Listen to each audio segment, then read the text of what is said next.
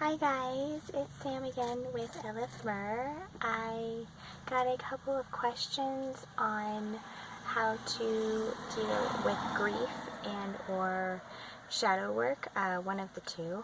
And basically, I see a lot of people that struggle with a lot of loneliness and grief, and I feel that right now people are grieving over a lot of things, especially pertaining to shadow work. And basically shadow work is a part of the self that has not been integrated or healed, and the way that a lot of people like to do shadow work is very different. But basically the way that I do shadow work within myself is usually has to do with grief or a loss of something. So everyone is different, but basically I use a lot of visualization techniques. And so when we're dealing with grief, it usually obviously feels different for everyone. Some people feel it within their whole body, and some people feel it as a really gaping hole within their stomach. So I always like to assure myself and as well as my friends that if they're going through a rough time, that you cannot put a time limit on grief. It's kind of like a wound. The more you nurture it and take care of it, the less likely the gaping hole or the grief will stay. But it is a process and it will take time. So when we're dealing with shadow work, aka grief, I like to take time for myself to visualize what a specific grief within my life would look like. I like to use visualization techniques because it's easier for me to grasp. So this type of shadow work might not be for you, but it has really benefited me. So when I identify my grief, I like to find the source of where it is coming from. Sometimes people have a tremendous amount of grief, so there isn't one string that will be able to source just one particular event. If you've had a lot of grief, you're going to have a lot of strings that source to multiple types of grief. So when I think about a specific event or a sadness or entailing a shadow work, I like to ask myself, if I were to be able to put this into a vision, what would it look like? So for an example, if I feel a sense of grief that feels very gaping or open, I like to identify that feeling. Sometimes people feel that their body hurts or their joints hurt. That is a symptom of grief.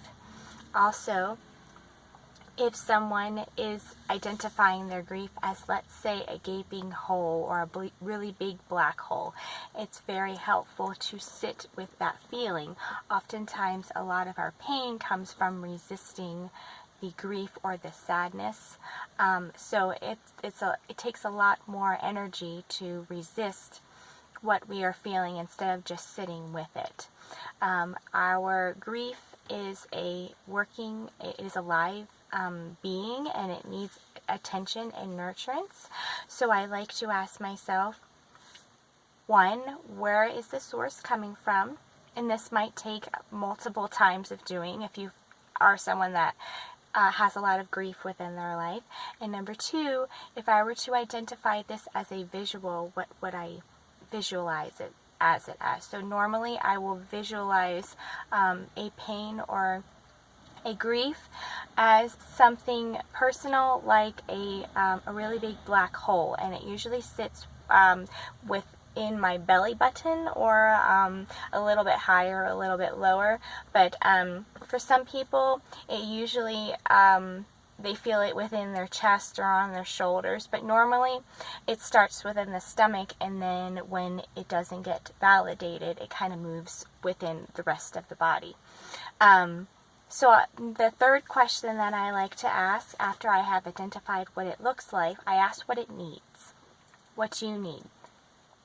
And usually the grief will consist of something along the lines of, it feels alone, which means that it is not having, it's not getting enough attention, and it's not getting what it needs. Usually the grief is there because it is in need of something. It is in need of healing, and it needs of attention. It needs something within your life to change. So I like to, after I identify the vision, I like to ask myself, what is it that you need? And normally it needs attention, so I might give it a really big hug, or I might sit with it, or I might ask it questions, whatever it needs. It's kind of like talking to an inner child and asking it what he or she needs, so that it can be able to be integrated and healed within your life. Also, after I like to ask what it needs, I try to be able to find resources outside of, such as me giving it a hug. I might, if it needs attention from other people or nurture it from other people, I might visualize myself being this wound or this type of grief, and I might ask other people if I would be able to have a hug or receive a hug. That way that it is, one, being identified, and number two, having attention, and number three, it knows that I'm trying to get its needs met. This is a form of shadow work that I try to do if I feel that something in my life is not being integrated. So I haven't really checked up on a lot of shadow work from other people, so I'm not really sure how other people identify shadow work, but basically shadow work is to integrate something that is not healed within. Normally, shadow work is needed when you feel a sense of a callousness or kind of like a despair or hopelessness. That's usually a sign that shadow work needs to be done, so that you can feel more integrated and more complete, and not less of pieces and parts. Like I said, grief and sadness cannot have a time limit on it, so it's very helpful to be gentle with the part of yourself that you feel is in pain or has a form of grief.